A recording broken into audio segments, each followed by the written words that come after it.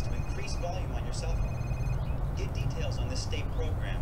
Call 1-800-330-5100 or visit californiaphones.org.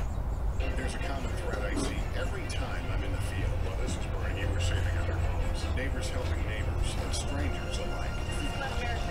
Sometimes it's nice to see all the good that's out there. Bringing folks out, we have seen it community after community.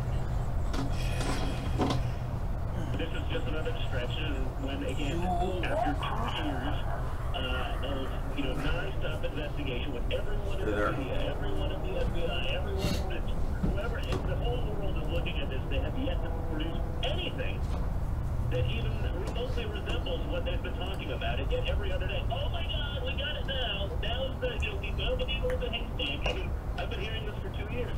The president's son says all the talk about the Trump Tower meeting, where he said he would see political dirt from Russia on Hillary Clinton, is just a distraction. Over the weekend, the president publicly confirmed that the purpose of the meeting was to get information on an opponent. Trump insisted, though, that it was totally legal and done all the time in politics. But is it? A piece in today's New York Times explores potential legal pitfalls for Don Jr. Joining me now, the author of that piece and New York Times Washington correspondent Charlie Savage. He's also an MSNBC contributor and White House reporter for the Associated Press, Jonathan Lemire. He's also an MSNBC political analyst. Charlie, you're the one who wrote the story. You talk about a lot of potentialities, a lot of ways Donald Trump Jr. could run afoul of the law. And you write, depending on how a grand jury interprets the facts for the counsel, Robert S. Mueller III has gathered about the 2 Trump Tower meetings and could find that the foreigners violated the Federal Election Campaign Act and that Don Jr. conspired in that offense. What do you think he's most at risk for, Charlie? Well, there's a variety of different laws that ban foreign assistance to campaigns, not just the provision of that assistance, but even promises to provide such assistance or requests to provide such assistance, even if it never actually materializes. Some of those laws under the Federal Election Campaign Act have never actually been used to prosecute someone. So the one that I think is most interesting is a related one called conspiracy to defraud the United States, which means to prevent the government from carrying out one of its legally assigned duties. And we've already seen this surface in the Mueller investigation when Special Counsel Mueller obtained the grand jury indictment of 12 Russians and 3 Russian organizations in February for the covert campaign to manipulate American social media to help the Trump campaign in 2016. The first charge he brought against them was conspiracy to defraud the United States, specifically to prevent the Federal Election Commission from carrying out its duty to keep Americans informed about money in campaigns, who's supporting what candidates, and to prevent foreign assistance to domestic political campaigns. So since that charge has already surfaced in this very context, I would think that if I were on Donald Trump Jr.'s legal team, that's the one I would be most concerned about, as well as a related charge, potentially lying to Congress when he told the Senate Judiciary Committee last September that he was unaware of any other foreign government offering to help the Trump campaign, when we know that he was talking to people representing Saudi Arabia and the United Arab Emirates and their princes in their desires to help the Trump campaign. I do also believe that the conspiracy to defraud the United States was one of the indictments for Paul Manafort as well. So it could have already come up twice. The president and Don Jr. have said that this is all political opposition research. John, that's their defense. Everybody does this. This is nothing new. Also, nothing came of it. Right. They're shifting the definition of what collusion is. We keep hearing the president say over and over again, no collusion. As was just spelled out, that's not actually the crime. They're conspiracy and all the others you just listed there. But what we're seeing here is that a pretty concerted effort to change the talking point from the president himself to his allies, Rudy Giuliani, etc., where they're saying, well, look, maybe there was this meeting, but nothing came of it. No information was delivered. And therefore, nothing was really wrong or illegal. And that, of course, is sort of treacherous legal ground. And this is a concern for this White House and people close to the president. We have heard now for over a week that the president, though despite his public denial on Twitter the other day, is brooding over this, is stewing over the possibility that his son could be in real legal jeopardy. Even if Donald Trump Jr. didn't know he was breaking the law, he still may have. And they're concerned, in particular, watching this Manafort trial, which is like on cable all the time, and it's a sort of a visible reminder of Robert Mueller. Even though the Manafort trial isn't about Russia, it's connected to Mueller. And Trump has told people around him that he feels like the next person he sees go on trial might be his son. So there's great concern there, and we've seen that manifest itself in these very vitriolic tweets from the president in recent days. And the president often will quote people on Fox to bolster his own arguments, or repeat what they say. Andrew Napolitano, that Fox judicial analyst, is often one of those people, but just today, not one of those who were parroting the president's line on the Trump Tower meeting. Listen to this. If there was an agreement to receive dirt on Hillary from the Russians, even if the dirt never came, if those who agreed, at least one of them, took some step in furtherance of the agreement, then there is the potential crime for conspiracy. But it doesn't appear that the president was among them. Charlie, do federal prosecutors, and from your understanding of this piece you just wrote, does he have a point? What Andrew Napolitano was describing was the classic crime of conspiracy. Conspiracy is when two or more people agree to commit some other crime and take some minor step toward that. At that point, they've already committed the crime of conspiracy, even if they never fulfill their plan to carry out some other crime. Like when you and I agree to go rob a bank, and we go look at the bank to look at the security around it, and then we never rob the bank, we're already guilty at that point of the crime of conspiracy. That's what Andrew Napolitano was getting at when he was saying it doesn't matter if no information was received, because the crime of conspiracy at that point would already have been completed. The bank and there's no money there. That could be something along those lines as well. And I would point to Don Jr. in that email exchange with Rob Goldstone, where he says that a woman from the Russian government has dirt on Hillary Clinton. Don Jr.'s response in black and white in writing was, "If it's what you say it is, I love it." Jonathan Lemire and Charlie Savage, gentlemen, thank you very much. Thank you. And Louis Charles is an immigrant from Haiti. He came to the U.S. on a fake passport in 1999. But that offense was waived in 2011, and he was issued a green card. By all accounts, he has been a model citizen, working long hours as a nursing assistant, caring full-time for his adult daughter who has severe disabilities. But now her fate and his are in question because Charles might get deported, and he's not the only one. A new Trump administration policy is now targeting the more than 20 million legal immigrants currently living in the United States. NBC News national security reporter Julia Ainsley broke this exclusive. She joins us now. Julia, Charles has a green card. How can he be deported if he has a green card? Katie, I'm so glad we're drilling in on Louis Charles' story. I interviewed him Sunday. He was an incredibly sympathetic character, and the reason he could be deported even though he has a green card are two reasons. Mainly is that he wanted to become a U.S. citizen, and last fall he was denied that right. He thought that this would be a smooth thing. He told me, I thought everything in this country was fair and square, unlike where I come from in Haiti. I thought since I had the green card, I've been a model citizen, naturalization would be no problem. Instead, he was denied that because he had entered the country with a fake passport in 1989, despite the fact that that had been waived. What's happening now is DHS is going back and re-adjudicating some of the decisions that were made under prior administrations.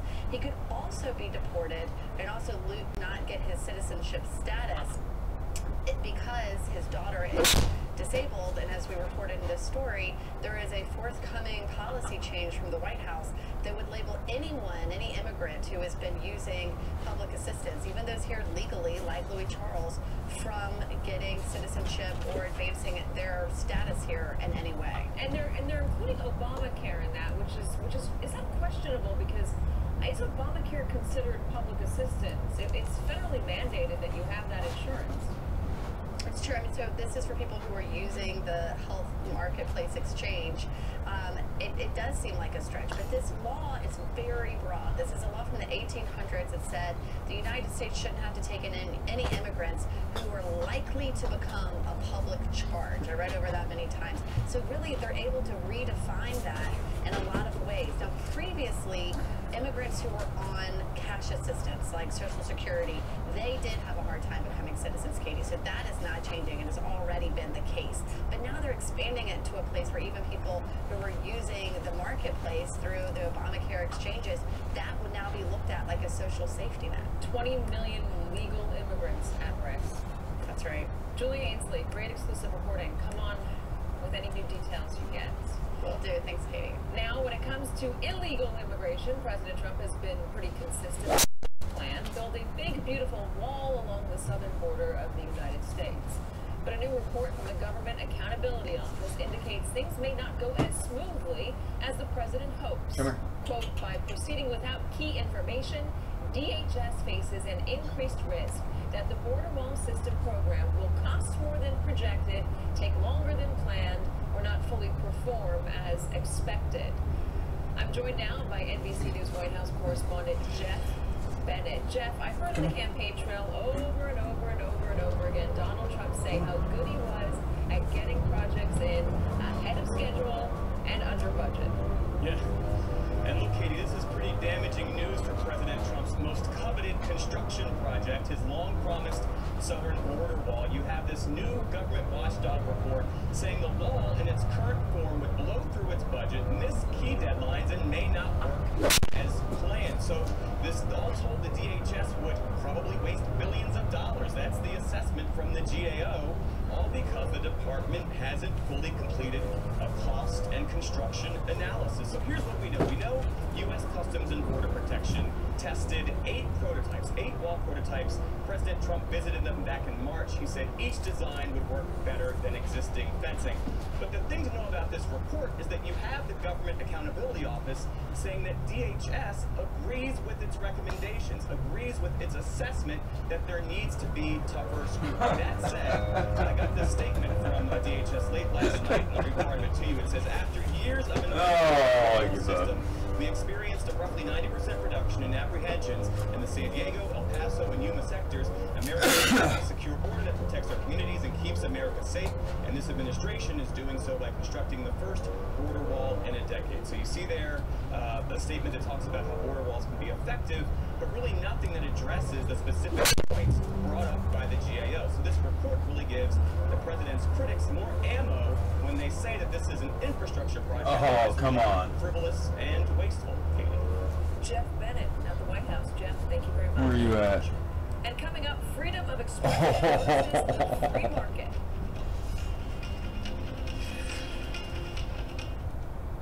At Safe Line Auto Glass, we really pride ourselves in making it easy for you to get your windshield fixed. Turn in your science papers. This teacher always puts her students first. Thank you. You would see it. Oh, I can't wait to read it. So when she had auto glass damage, she chose Safe Line. With Safe Line, she could see exactly when we'd be there. It must be the scout. Yes, ma'am. Saving her time. So she can save the science project. Where will you be when your oral laxative kicks in? The pool? In bed? Better run, cat. Try Fleet Liquid Glycerin. You better run, instead. kitty. Relief in minutes, not hours. Guaranteed. Fleet. Every time on your time. There's a lot to love about Medicare. There's also a lot to know. Part A, that's your hospital coverage. Part B is all the doctors. No. The most Go on. important thing to No. know. Medicare No. doesn't pay for everything. And guess what that means? Yep. You're on the hook for the rest. That's why it's important to consider an AARP Medicare Supplement Insurance Plan insured by United Healthcare Insurance Company. A plan like this helps pay for some of what Medicare doesn't, so you could end up paying less out of your own pocket. That's nice. And these are the only Medicare supplement plans endorsed by AARP, selected for meeting their high standards of quality and service. It feels good to have someone looking out for you. Want to find out more? Call United Healthcare Insurance Company now to request this free decision guide with AARP Medicare supplement plan options to fit your needs. And this type of plan works together with a Part D prescription drug plan. Here's something else good to know. With a Medicare supplement plan, you have freedom. Freedom to go with any doctor or hospital that accepts Medicare patients. You're not restricted to a network, ever. And if you need to visit a specialist, you have a choice there too. Your coverage goes with you too, anywhere you travel in the country.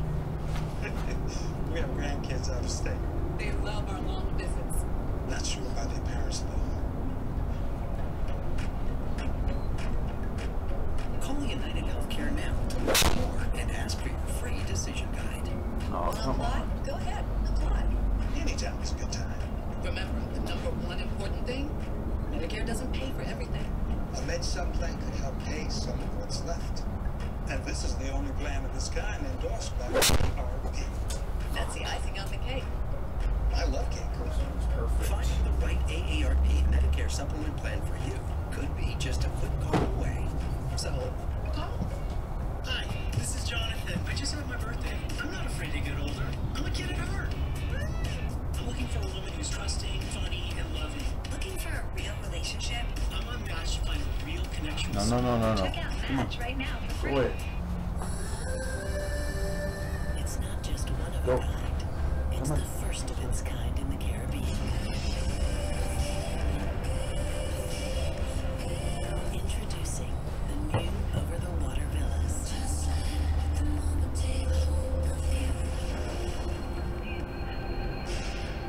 Far from ordinary, and now far closer than you ever imagined. No. Call 1-800-SANDALS. Hate is on the rise in America. I've dedicated my life to pulling people out of hate. I know how these people think because I used to be one of them.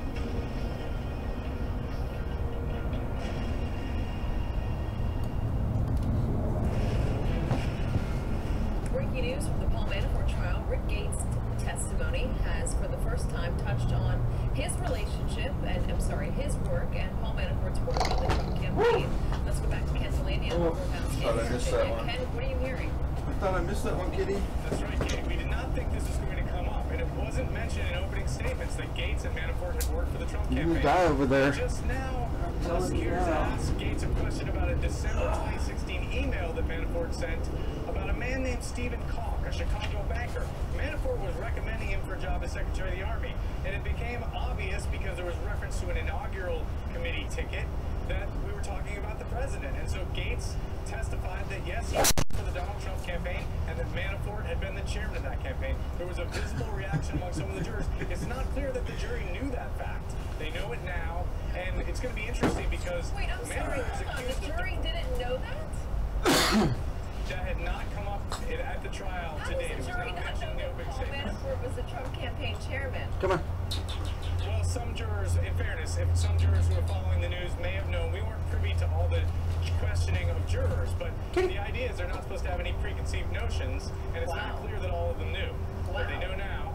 And Stephen Koch, this Chicago banker, Paul Manafort is accused of defrauding his bank for a $16 million loan.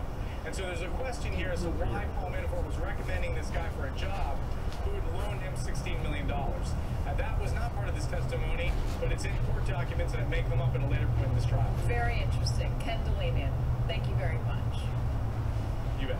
And content from conspiracy spreader and extremist Alex Jones, the man who Sandy Hook was a hoax and 9/11 was an inside job, has been removed from a number of prominent outlets, including Facebook, iTunes, Spotify, and YouTube. The companies have accused Jones of violating hate speech rules. Jones is a liar and a fraud. Few reasonable people would be upset to see him go. In an age where extremism and outlandish conspiracy theories flourish online, some prominent voices are wondering where to draw the line between free expression and censorship. It's the same hole that got me last time. Internet reporter You're from getting Daily me this Beast, time. and Matt Welch, editor-at-large for the Daily Beast. For a reason, not Daily Beast. I'm sorry about that. Will, I'll start with you. This goes beyond Alex Jones being somebody that's banned. This is about, there's QAnon theorists who are calling Hollywood celebrities pedophiles. There's Pizzagate, there's white nationalism, extremism, all of that stuff. Why does it behoove a social media company, or what are the pitfalls for a social media company to decide to draw the line? Sure. I mean, this is clearly an issue that Facebook and Apple and YouTube have dealt with for a long time, and eventually, once Apple made its move on Monday, Facebook and YouTube decided to follow suit. They've been previously very reluctant to take action against Alex Jones and InfoWars. On one hand, I think these platforms are very reluctant to seem like they're biased against people on the right or conservatives, even as someone as far right as Alex Jones.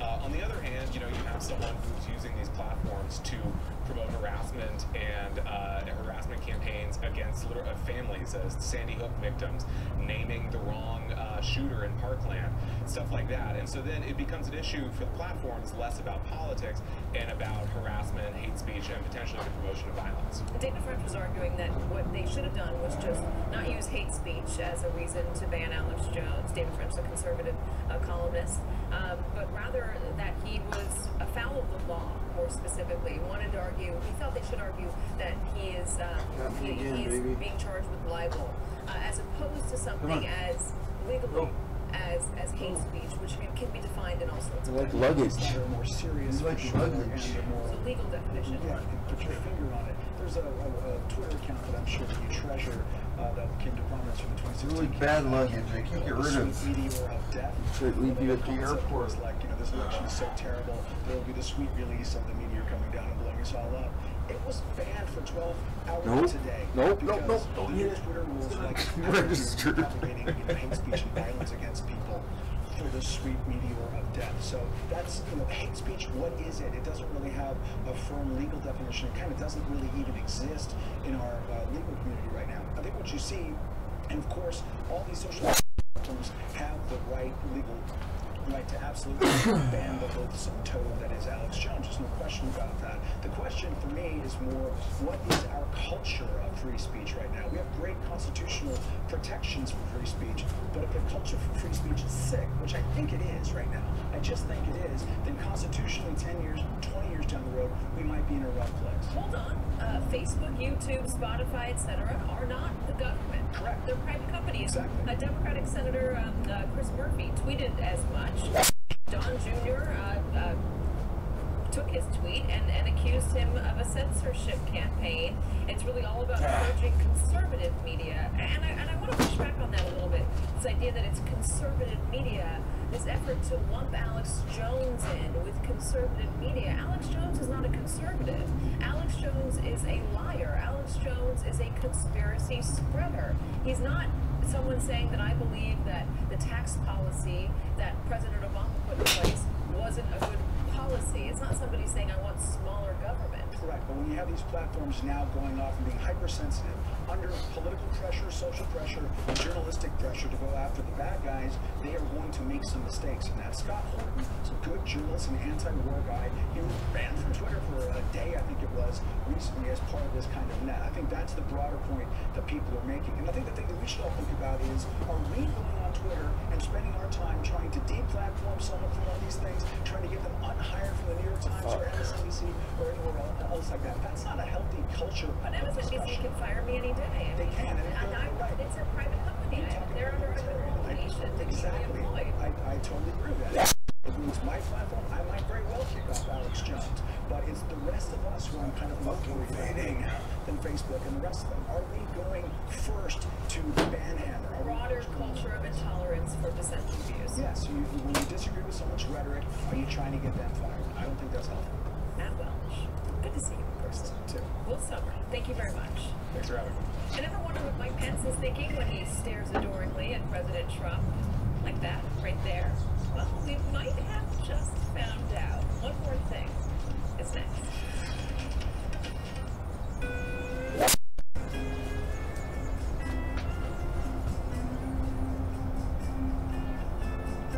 Introducing E-Trade Personalized Investments. Professionally managed portfolios customized to help meet your financial goals. You'll know what you're invested in and how it's performing. So you can spend more time floating about on your inflatable swan.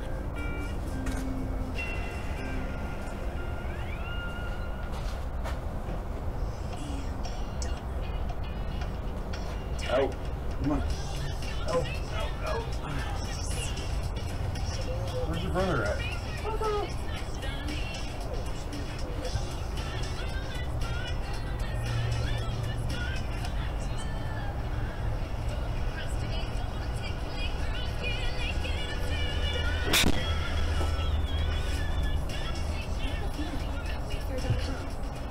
For every home project, HomeAdvisor finds trusted local pros. For every pro, you can read customer reviews.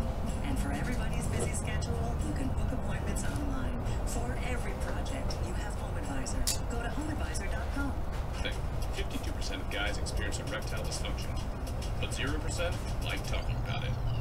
That's why we built ProMed. For the first time ever, you can get ED meds prescribed online, shipped discreetly to your door. Chat online with US licensed physicians. And get FDA-approved medication, all in a single-dose package. No more waiting rooms, offer talks, or lines at the pharmacy. No. Get your first one free at getProMed.com/TV. This is not a bed. It's a high-tech revolution in sleep. The new Come on, not this one. I need this drive. smart bed. It Hey. intelligently senses your mood and automatically adjusts on each side to keep you both comfortable. And snoring? How smart is that?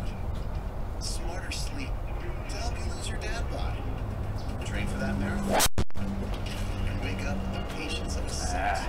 The new Sleep Number 360 Smart Bed from $9.99. Smarter sleep will change your life.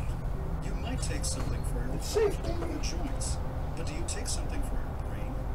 With an ingredient originally discovered in jellyfish, Prevagen has been shown in clinical trials to improve short-term memory.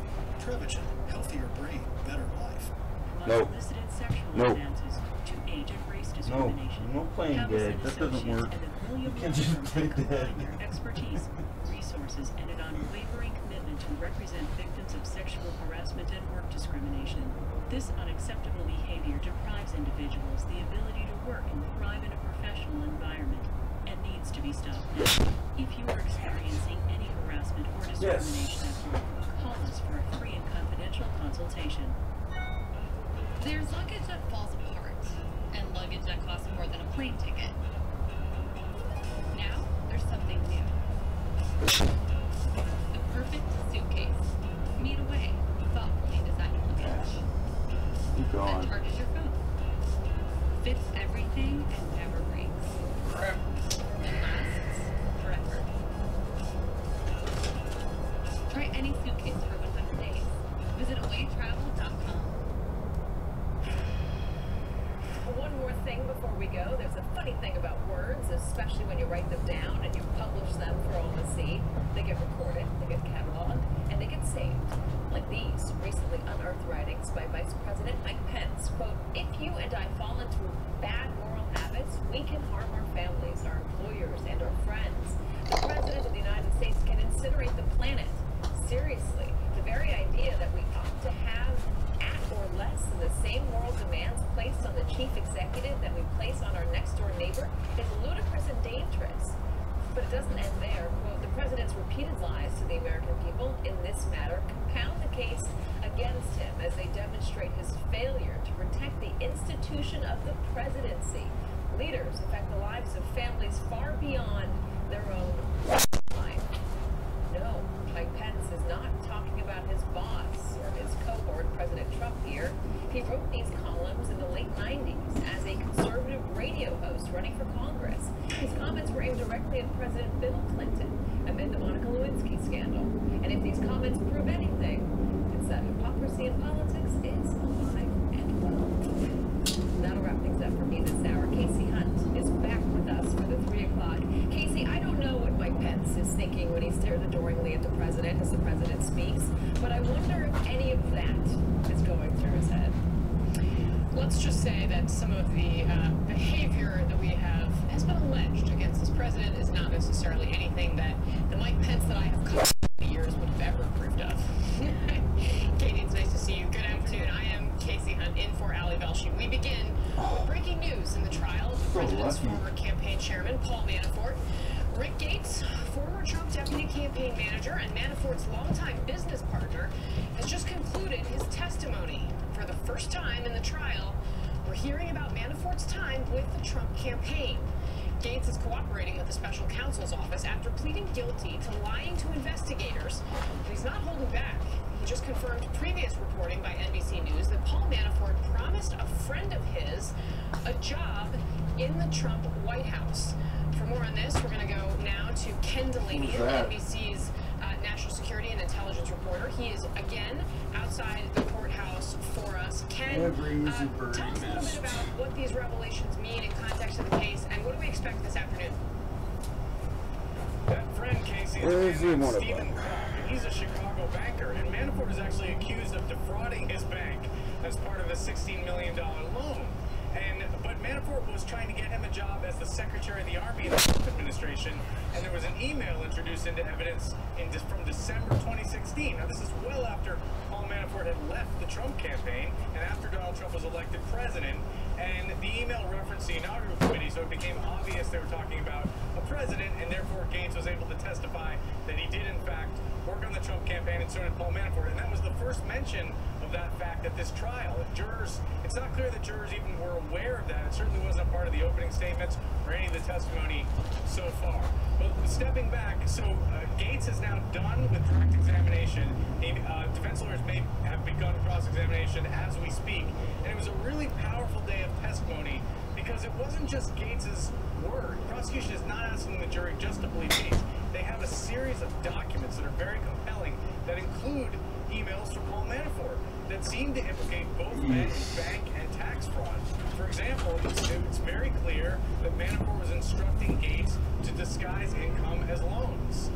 At another point, Manafort and Gates talk about overseas bank accounts that were never reported on Manafort's taxes, that were outside the reach of the IRS. And then by 2016, when their business had collapsed, and they were more worried about getting money as opposed to evading taxes, they were overstating their balance sheets, and there was evidence introduced that Paul Manafort actually manipulated a balance sheet and a Microsoft Word document to make it look like the company was earning more money than it was to get a loan from a bank. So very powerful, devastating testimony, buttressed by Rick Gates, the insider.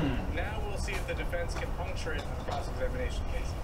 And Ken, just to kind of underscore what we've learned about Manafort's time in the Trump campaign, or what's been referenced about that time in this trial, essentially what seems to be going on here, and correct me if I have any of this wrong, but essentially we are seeing emails to the inaugural committee when Rick Gates was still working in the president's orbit, but Paul Manafort had left his role as campaign chairman, that they are now alleging is potential quid pro quo to try and forgive one of these loans that Manafort had. Is that right?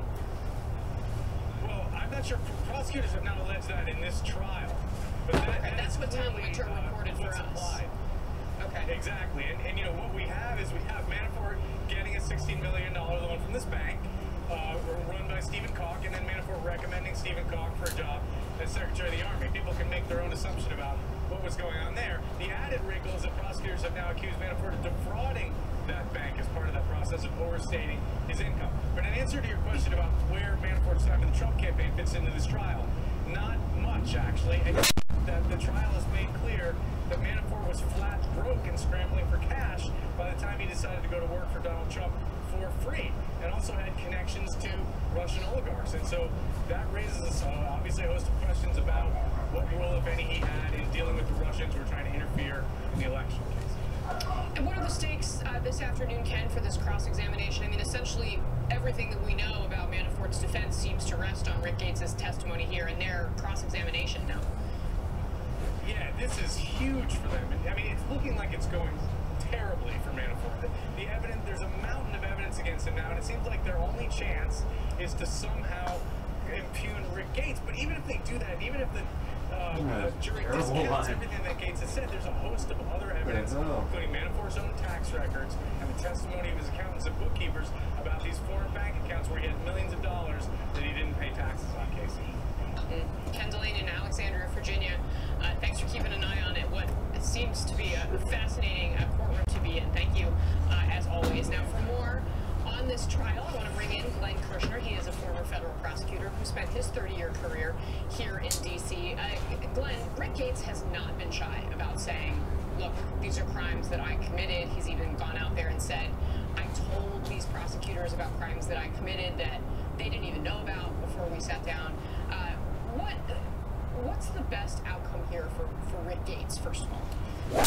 Rick Gates, the best outcome is that he continues to tell the truth, that he continues to honor his obligations under the plea agreement that he entered into with Mueller's team, and that, ultimately Manafort is held accountable for his crimes. Now, let me tell you, some people are under the misconception that a cooperator gets extra credit if a defendant is convicted. In other words, if the jury convicts Manafort, that is absolutely not the way prosecutors do it. The cooperator's job is to tell the flat-out truth, the good, the bad, about what Manafort did, about what Gates did, and any other criminality he might know about. then, if he has done that, we turn the case over to the jury and we let the chips fall. So it's not a cooperator's job to convict the person against whom he's testifying. It is to testify truthfully on both direct examination and cross-examination, which we're about to see.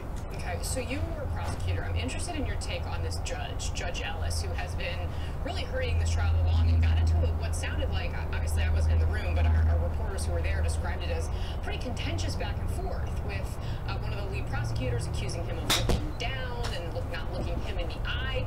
What do you make of that? So I have tried cases before, literally more than 100 judges in 30 years. Okay. Everyone has his or her own personality and approach. For me, I always thought civility was the most important quality in a judge. Fairness is right up there, but civility is important. Some judges are so interventionist because they either want to keep the case moving along quickly, or frankly, sometimes they think they know best and they can do it better than everyone in the room. I'm not going to accuse Judge Ellis of anything, but I will say there's a term that we use for judges who get on the bench and all of a sudden they think they're better than everyone. We call it black robitis.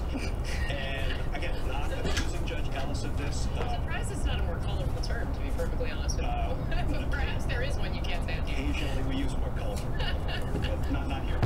Former federal prosecutor Gwen Kirshner, thank you so much for your time and insights today. Really appreciate it. Turning now to Ohio. We need change, the words of a Democratic voter in Ohio's 12th district, the last special election before November's midterm. This area was once solidly red, but the political climate might have changed enough to flip this district blue. The results have major implications for both parties. President Trump has campaigned for the GOP candidate, State Senator Troy Balderson. Trump won the state by 11 points less than 2 years ago. The president's support could now be a big liability. That's because the Democratic candidate, Danny O'Connor, has painted himself as the moderate in the race, and this is an area that former presidential candidate John Kasich, a fierce Trump critic, once represented.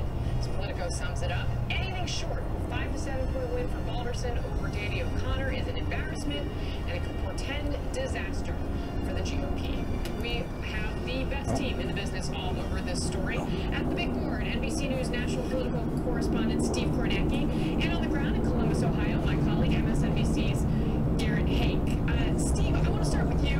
You have been taking a look at the cultural background of this district. I think the thing that I find so fascinating is that this area seems to encompass both the kind of Republican voters who were willing to back Mitt Romney but are turned off by this president, but also rural Republicans who have stuck with him through it all. It is amazing. If you talk about swing voters, folks who maybe voted for one party in 2012, the other in 2016, this district is chock full of them. We call it a Republican district, but dig deeper, it's those two stories you're talking about. Start right here. Geographically small, you're talking about some neighborhoods of Columbus, a lot of upscale neighborhoods, upscale suburbs, tend to be college-educated, white-collar, professional class. This area is a third of the population, a third of the vote is going to come out of this. Right here, this small area, this is the blue part of the district, and it's become really, really blue because of Donald Trump. You see, Trump lost it by nearly 20 points to Hillary Clinton. That was a huge change. You ran the presidential election here in this same area in 2012. There was almost a tie. Obama won by a couple points over Romney. Absolutely exploded in the age of Trump. So this is the epicenter of Democratic energy here, that sort of suburban resistance to Donald Trump. That is the story here. Take a look outside of that area and a little bit of the suburbs up here. But take a look, the rest of the districts here, it's the exact opposite story. You are talking about blue collar, tends to be blue collar, non-college whites, rural in some cases, small cities. Talk about Zanesville here. Here's a perfect example. We talk about the Trump surge in places like this. Look at this. This county here, Muskingum County, part of it's in the district where Zanesville is. In 2012, Barack Obama won this portion of the district over Mitt Romney.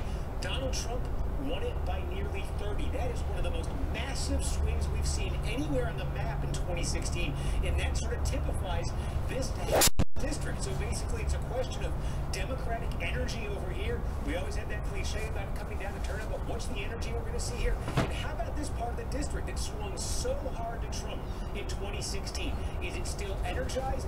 Is it still behind Trump, or will the numbers start to recede here, back to close to what they were with Obama versus Romney? And if that happens, and you got Democratic energy here, that is what Democrats think can give them a victory tonight.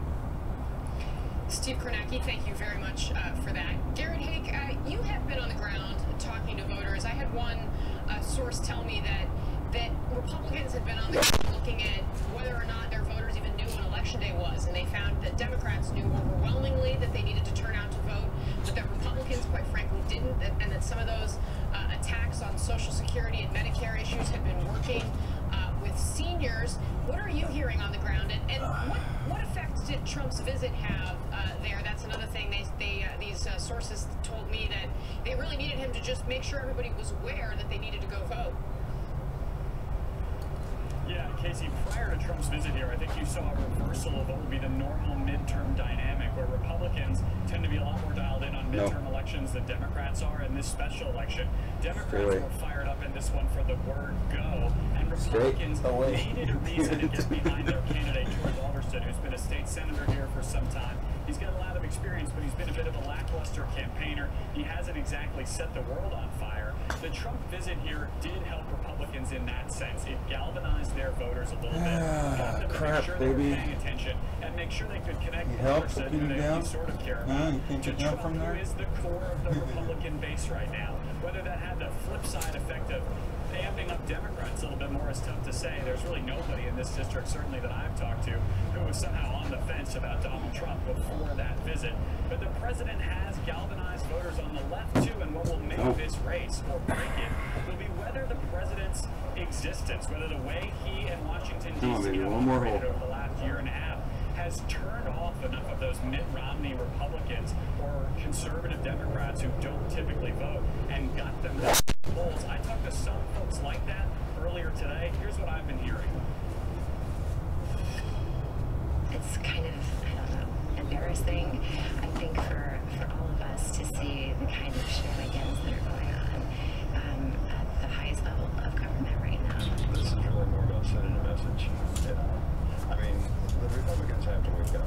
Come on. If they're not going to be a break on this guy, then we vote for the other side. I'm really not happy with the way politics are going in our country right now, and I really believe we need change.